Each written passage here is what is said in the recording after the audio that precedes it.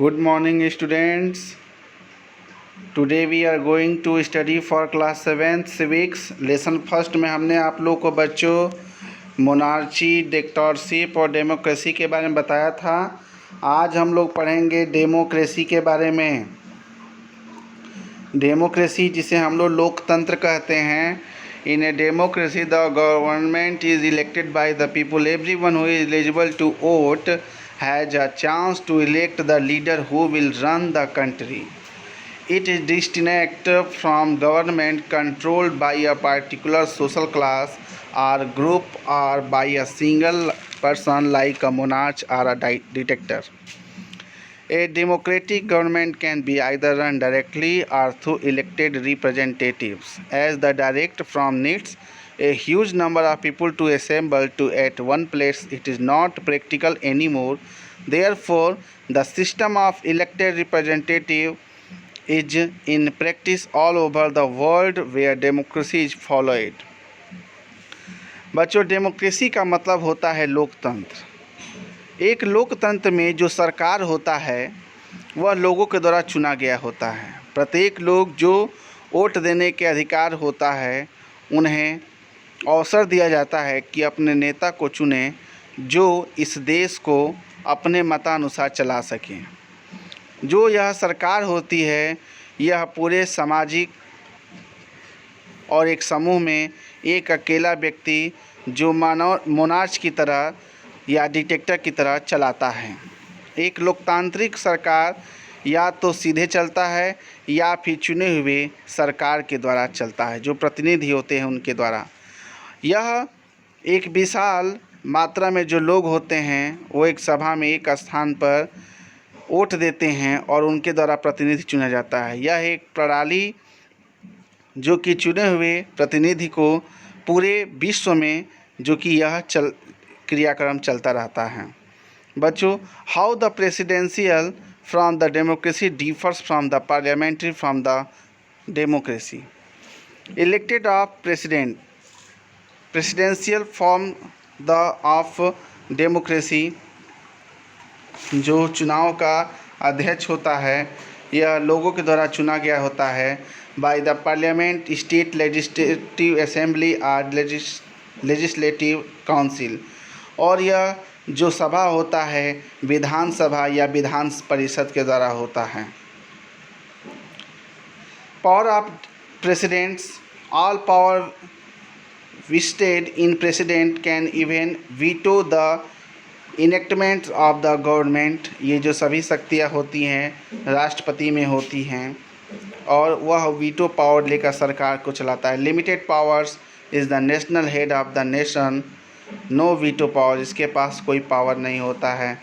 जिम्मेदारी में देखिए थर्ड पॉइंट, यह परिषद के प्रति जिम्मेदार नहीं होता है, जबकि पार्लियामेंट्री जो फॉर्म होता है यह परिषद के प्रति जिम्मेदार होता है। जो मिनिस्टर्स होते हैं, minister are not member of the parliament, जो मंत्री होते हैं वह सभा के सदस्य नहीं होते हैं, जबकि पार्लियामेंट्री फॉर्म्स ऑफ डेमोक्रेसी में जो ministers are member of the parliament, जो मंत्री होते हैं वह उस पार्लियामेंट के सदस्य होते हैं। Head of the cabinet, the president appoints secretaries who head the various department of the government. जो यह प्रेसिडेंट होता है चुनता है अपने सेक्रेटरीज को जो कि विभिन्न प्रकार के डिपार्टमेंट में वह मुख्य होता है। And the prime minister is the head of the cabinet. और लोकतांत्रिक देश में जो प्रधानमंत्री होता है वह कैबिनेट का मुखिया होता है। Function of the cabinet is only administrative in nature. जो कैबिनेट होता है वो केवल प्रशासनिक रूप से प्रकृति रूप से प्रशासनिक होता है। And the cabinet enact and executive the law. और जो इसमें कैबिनेट होता है वह नियम और कानून के प्रति चलता है। Historic perspective, the term democracy originate from the Greek words demos meaning people and kratos meaning power. So democracy means the government by the people. Prior to democracy, most of the countries to the world were ruled by the kings and all the powers were vested in them, and the system was called monarchy. There the rulers was appointed on hereditary basis and was not answerable to the people for his policies.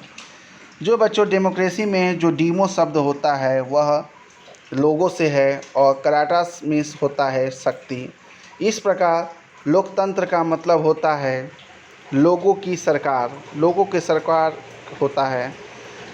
जो लोकतंत्र होता है इसमें विश्व के अधिकतर जो देश हैं जो कि राजा और उसके शक्तियाँ जो कि उनमें निहित होती हैं, जिसे हम मोनार्ची कहते हैं। यहाँ जो शासक होता है एक वारिस के आधार पर यहाँ पे राजा को चुना जाता है, जो कि जनता के प्रति अपने नियम और कानून को उत्तर देने के प्रति नहीं होते हैं। The concept of democracy can be traced to ancient Greece where people used to get together at one place to exercise their power directly in the deciding matters of state. It was called a direct democracy. This type of democracy was possible in those days, as the state used to be very small, but with the gradual increase of size and population of the political units it became impossible to arrange for large number of people to assemble at one place to discuss matters concerning them. It was at this time that the concept of representative democracy came into being and the system of voting started. People started to elect their representative through the system of ballot. जो लोकतंत्र का बात है यहाँ पे जो प्राचीन जो कि ग्रीस जहाँ पे लोग उपयोग करते थे एक साथ रहना और एक ही शक्ति जो कि सीधे किसी राज्य के मामले को निर्णय लेता था, जिसे हम सीधा लोकतंत्र के नाम से जानते हैं।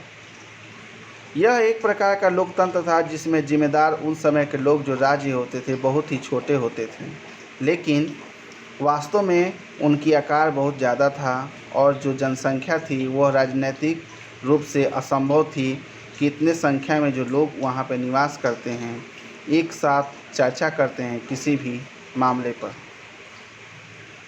उस समय जो प्रतिनिधि था लोकतंत्र में आता और वह एक प्रणाली बनाया जो कि वोट देने का, जहाँ पे लोग अपने अपने प्रतिनिधि को एक बैलेट के अनुसार वोट करते थे। एक बैलेट होता है बच्चों, बैलेट में जिसको जिताना रहता है वहाँ पे वोट करते थे। उसके बाद जो अपना प्रतिनिधि था जिसके पास ज़्यादा वोट आता था वह प्रतिनिधि बनता था। We shall now study why it is popular in most. अब हम पढ़ेंगे क्या इतना प्रसिद्ध कैसे हो गया।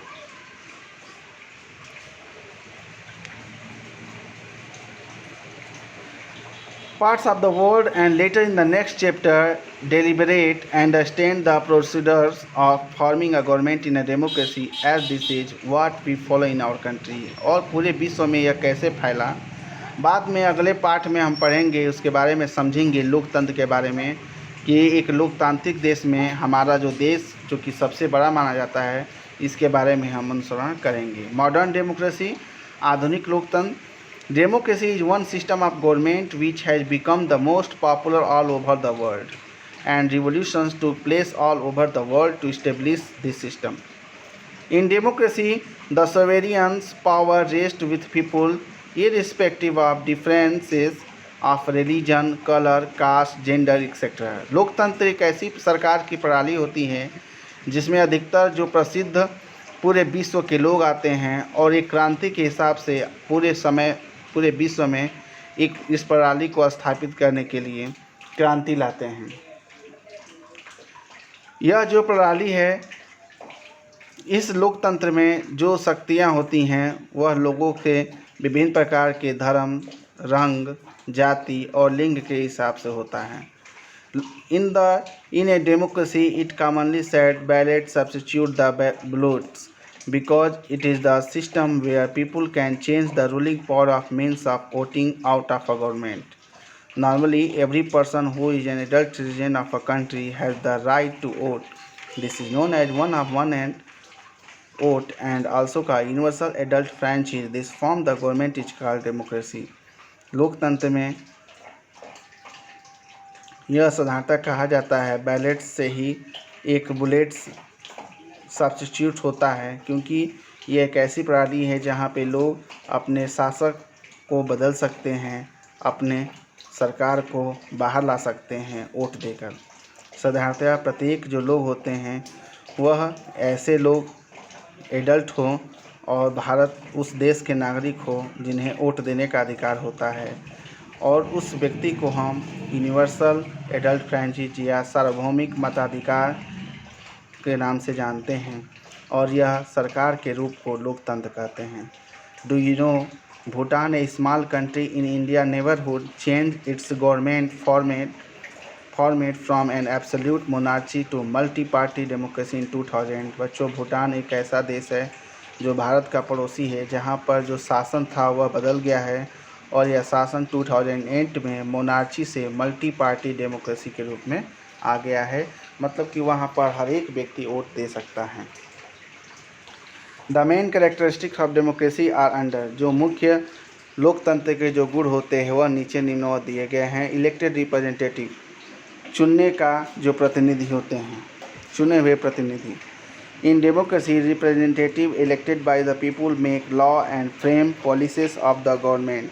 लोकतंत्र में जो प्रतिनिधि होता है वह लोगों के द्वारा चुना गया होता है, जो कानून और सरकार के नियमों को बनाता है। All adult citizen have the right to participate vote in election. In India the voting age has been fixed at 18 years of age. Free and fair election are hold at regular interval. सभी ऐसे adult जो नागरिक को vote देने का चुनाव में अधिकार है। भारत में वोट देने की जो उम्र होती है वह निश्चित है 18 years, मतलब 18 साल के युवा वह वोट दे सकते हैं। जिसमें भी आप लोग बच्चों 18 years के अंडर में हैं, इसीलिए आप लोग वोट नहीं देने जाते होंगे। लेकिन हम लोग जितने भी अध्यापक बंधु हैं, हम हैं चाहे कोई भी हो, वह वोट देने जाते हैं, और बिना किसी फ्री और फेयर के चुनाव होता है, और यह एक निरंतर अंतराल में होता रहता है। The people have to right to remove the government from power in the next election if they are not satisfied with the performance.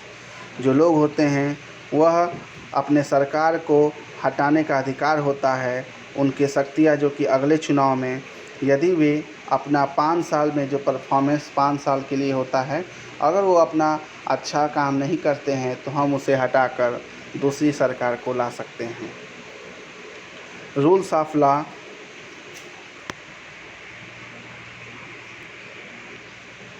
बच्चों, यह रूल्स ऑफ लॉ जो है हम आपको अगले वीडियो में भेजेंगे। तब तक के लिए डेट्स ऑल। Thank you.